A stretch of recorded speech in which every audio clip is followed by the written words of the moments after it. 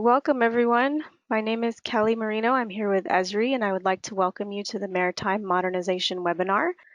So today we are going to be discussing how to use ArcGIS for Maritime to automatically generate depth contours. And with that, I'll go ahead and turn it over to our presenter today, Craig Green. Hi everyone, thanks Kelly. As Kelly mentioned, my name is Craig Green. I work for Esri on the ArcGIS for Maritime development team. And I'll be covering a couple of different topics for you today. First, I'll be talking about how you can use tools in ArcGIS Pro to generate navigationally safe and cartographically smooth contours from survey data. And I'll step through the tools that you use to do that. And then second, I'll talk about how you can do the same thing, but in the case where you have lots of surveys that you need to manage over time, and you may even need to update existing contours or products with that new survey data. And then lastly, I'll spend a little bit of time talking about how you can also publish this survey data as web services for visualization, analysis, or dissemination. Now for each of these, I'll do one slide to kind of overview the concept, and then I'll have a demo to actually show these tools in action. And also there'll be a couple opportunities for you to provide feedback, as I believe Kelly mentioned. We'll have a couple quick poll questions for you, and throughout the presentation, you can send your questions to Kelly, and we'll answer them all at the end. So the first thing I want to do is walk through sort of the simple case and the tools that you would use in the workflow for creating smooth, safe contours. There's 5 tools in this workflow. All of them are geoprocessing tools. If you're familiar with geoprocessing tools, you know they're pretty flexible and they can be published as services and run in a web application.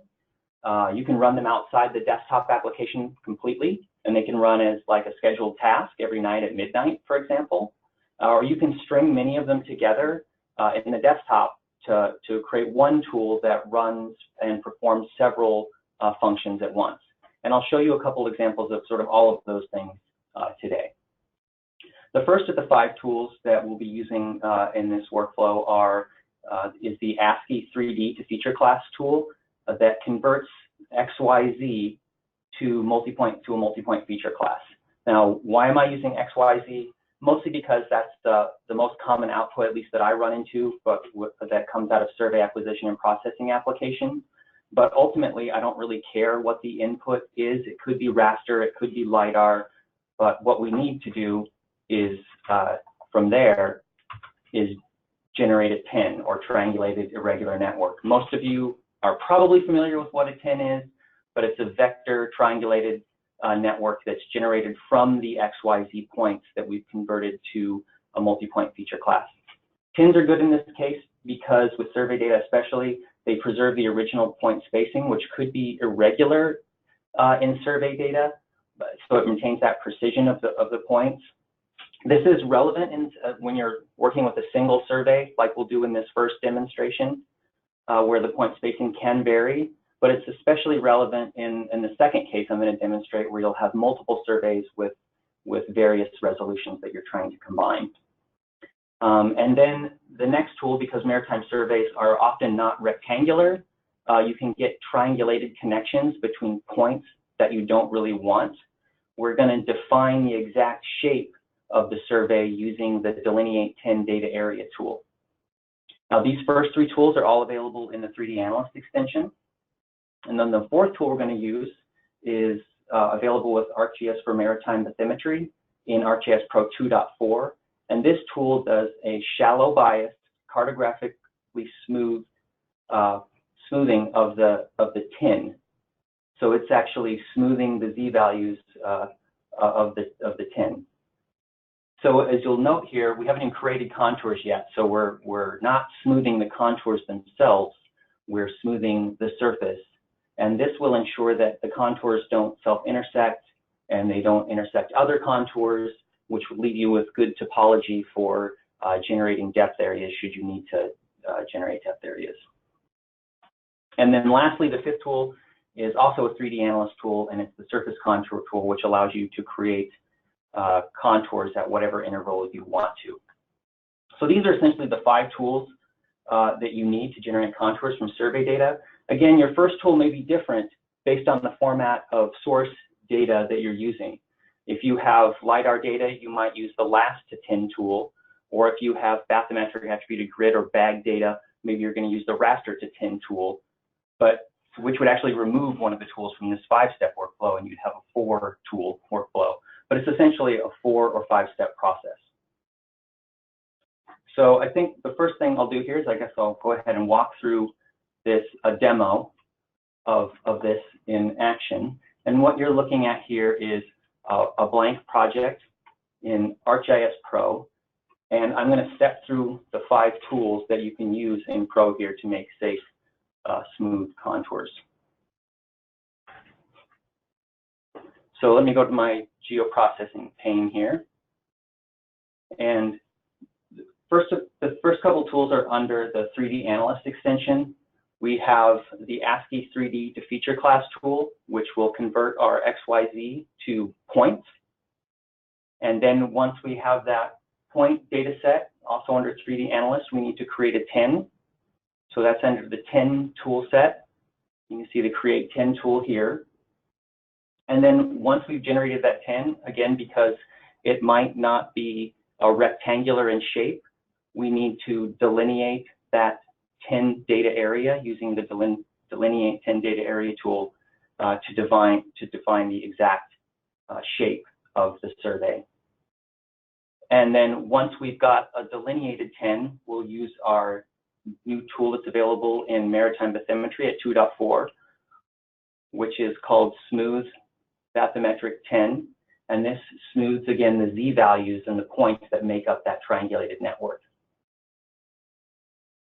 And then lastly, once I have a smooth 10, I can, again, from the 3D Analyst extension, use the Surface Contour tool. Now, as you notice, these are all geoprocessing tools, so I can string them together to automate repetitive functions using either Model Builder or Python. And since I know I need to create points, create a 10, and delineate that 10 every time I do this, I have put these together in one model. Now, this model runs all of these processes consecutively. It generates a point feature class, and the output of that goes directly into the Create 10 process, and the output of that goes directly into the Delineate 10 Data Area tool.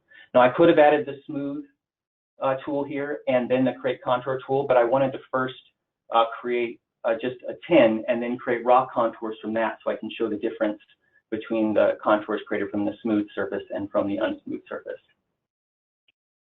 So I'll go ahead and run this tool now. And I'm going to add a survey. And I need to capture the coordinate system, which is in this case in the name of the file. And then provide an average point spacing for the Delineate 10 process, and then name the 10. And then I'll run the tool once I have the name here. And this tool is going to run all 3 of those processes again. So it's going to convert the XYZ to points, it's going to create a 10, and it's going to delineate that 10. And here you can see I now have my delineated 10. So now that I have that 10, before I smooth it, like I said, I want to create some contours from that unsmooth surface. So this is where I'll use the 3D Analyst Surface Contour tool. And I'll input my new 10 with a 2-meter interval. And the result of this, of course, will be 2-meter contours generated straight from the unsmooth surface. Now that I have contours created from the unsmooth surface, I am ready to go ahead and smooth this 10. And this will be where I'll use my new tool in ArcGIS for Maritime Bathymetry. And I'll input the new 10. And then the number of times I want to run the smoothing algorithm on the Z values in the 10. And now you can see I have this new 10, and it's kind of subtle, but maybe as I toggle back and forth, you can sort of see the difference between the 2 surfaces, but it's a lot easier to see with contours. So I'll go ahead and create some new contours here from this smooth surface. And this time I'm going to input the smoothed tin, and again, 2-meter intervals so I can compare them.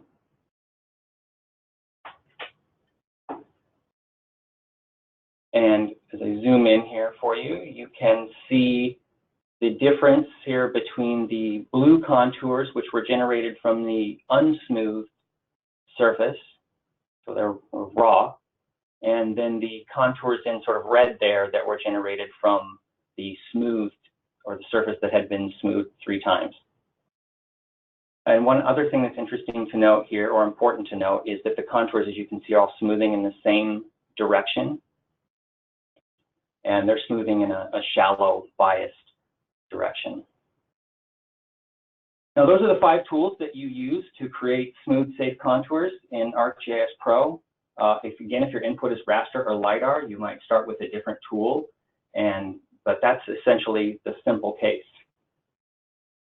Now, I think maybe this is a good time, Kelly, for us to ask our first poll question before I move into sort of the second case, which is the more complex scenario where you'll have multiple surveys to deal with. So as you can see, if you click under polls, it's going to ask you what kind of survey data you most often use. It looks like here that most people, 60% or so, roughly, are using XYZ, and then about 20% using raster, and 13% using LiDAR or LAS, and then 6% with other.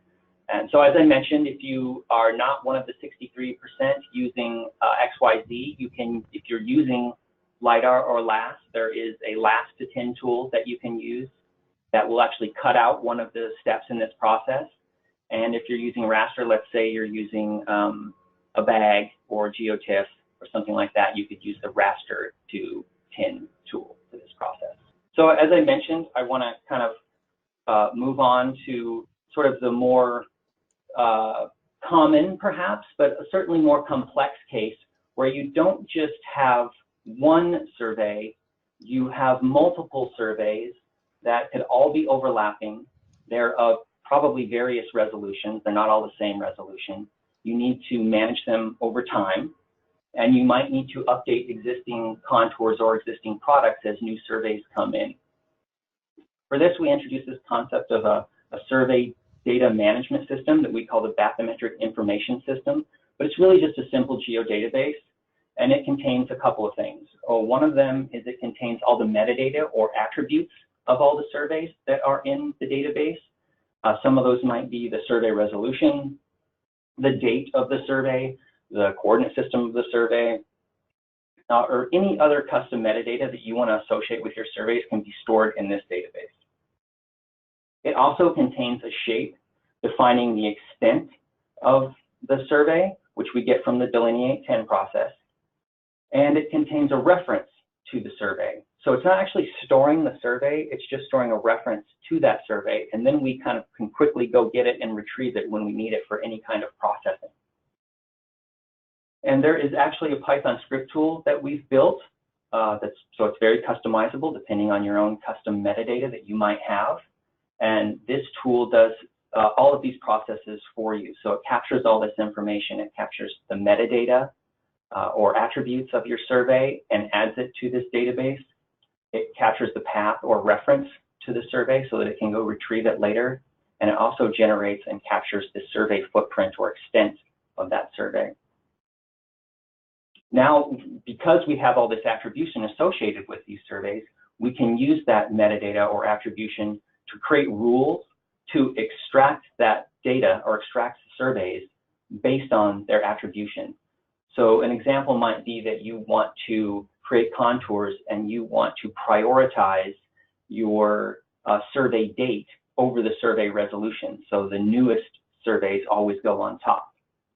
And then we can use this information to automatically deconflict all that overlapping data so that you get one seamless surface from which to create your tin. And we do this with the create deconflicted tin, and this is also a Python script tool. So it's a tool that's stringing together many geoprocessing tools. So now at this point, once you've run that tool and you've created your deconflicted set of points in a tin, you're at the same point you were in the last workflow. You have a tin, and now you can smooth that tin, and then you can use the surface contour tool to create contours over that tin. So now I'm going to kind of show you how that works. So here, what we're looking at is 2-meter contours in ArcGIS Pro. And although they look seamless, they're really made up of multiple overlapping surveys with various resolutions and other metadata. That's all captured here in my bathymetric information system database. Now, then I was able to take this metadata and these surveys and use rules based on the attribution of the surveys to deconflict all the surveys, get a seamless set of points from which I created a tin, which we could smooth and then generate contours. This is probably easiest to illustrate, showing you how this works by updating the bathymetric information system with a new survey. And here you can see I have one that sort of overlaps my existing contours, and I need to sew this in seamlessly with my existing data. So first, I need to add this data set to my bathymetric information system database, and for that I'll use the Add Dataset tool. This tool is a Python script tool, and it's really designed for NOAA custom metadata, but you can customize it however you want, and if it doesn't understand the metadata or there isn't any, it just ignores it. So the first thing I'm going to add is an XYZ file. This is the new survey, and you can see it automatically grabbed the coordinate system from the metadata that's supplied with the survey and the point spacing, and it automatically captures things like the survey date as well, but I want to ensure that this overrides the rest of my surveys. And then it's asking me for where's my bathymetric information system database that I'm going to write this to. And I'll kick this off. And what this is doing is it's taking that survey, and it's doing many of the processes that we did in the last workflow. It's taking the XYZ, it's generating points, generating a tin, and then generating the delineated tin data area. We're capturing that extent, that delineated tin data area, as a polygon to represent the extent of the survey. We don't keep any of the rest of the stuff, just the polygon that represents the extent of the survey goes into the bathymetric information system. And then it writes all of that metadata to the table as well. So here is my BIS table, and you can see there's the new survey there, and I can select it so you can better see the extent of it. So there it is. I've added it to my bathymetric information system, and now that it's there, I can use the metadata that's in the bathymetric information system to deconflict these surveys, the new one with the old ones, to get an updated seamless surface to make new contours. And to do that, I'll use my Create Deconflicted Tin tool. And it's going to ask me for the bathymetric information system database that contains all my surveys, the target area, which is really just the area that's impacted by this new survey. So it's generated from the extent of the new survey. And then a name of the new surface I'm going to create. And then the coordinate system. And now what this tool does is it takes that target area and finds all of the surveys that intersect it. And then based on the metadata or rules that I have created from my metadata, which say that the latest survey always goes on top, it's grabbing those surveys and deconflicting them based on those rules and the attribution. And it's going to then create a new set of deconflicted points and a tin from that. And here you can see the new deconflicted tin. So now that I have a new deconflicted tin, I'm going to smooth it. So again, this is where I use the Maritime Bathymetry geoprocessing tool, Smooth Bathymetric Tin. Pass in my new tin and the number of times I'm going to smooth it.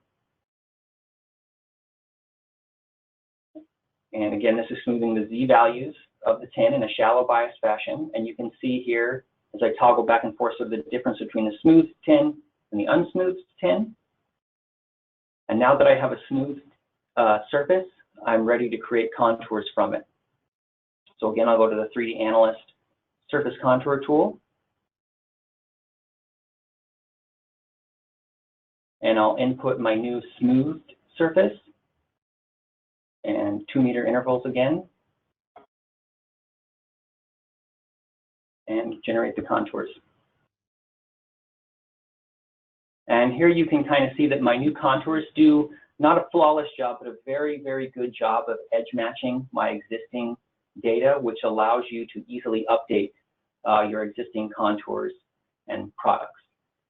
And that's essentially how you use ArcGIS for Maritime Bathymetry and ArcGIS Pro to create shallow bias contours from multiple overlapping surveys, and then use that to update your existing contours or your existing products with this new survey data.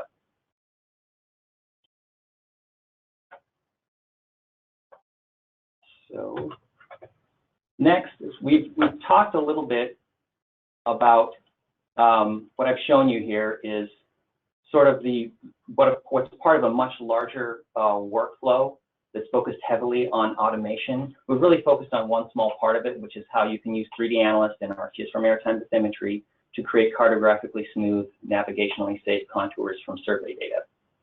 Well, I also showed you how you could associate your own custom metadata with these survey data sets and manage them centrally in a single geodatabase. And lastly, how you could use that metadata to query out whatever information you want to generate your own navigational surfaces. But in addition to sort of creating new navigational contours or content like shallow bias contours, you can also publish your survey data as like LiDAR-based web scenes or as image services, which can be used for data visualization, dissemination, analysis, and more. So I'm going to quickly touch on a couple of examples of this. So what you're looking at here is some the XYZ data from the BIS that I converted to LAS data and then published the surveys as an I3S scene layer package, or SLPK. This image has 10.6 billion points. Most of them are terrestrial, but as you can see, I've also added all of the point survey data from the surveys in the demo that I just did in desktop.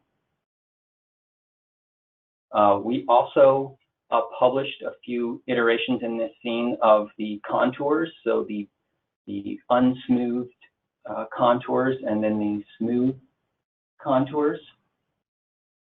And then also we created a shaded relief from the survey data, which pulled out some interesting details like this wreck.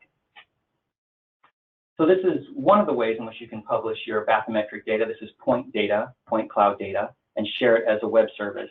In this case, it was a scene layer package.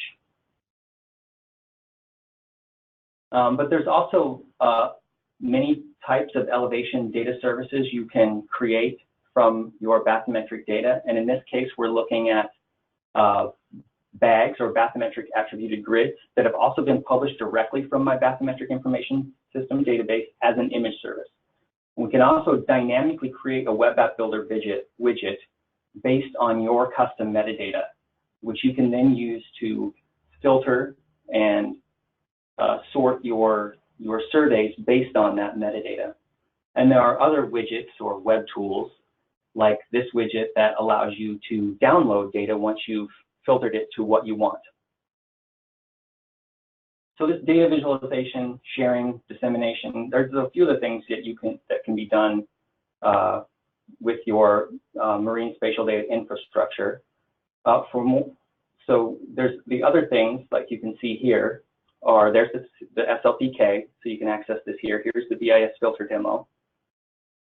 And then you can also see S57 data published directly as a service, and even apps that allow you to create paper chart products directly from your S57 data in a web application.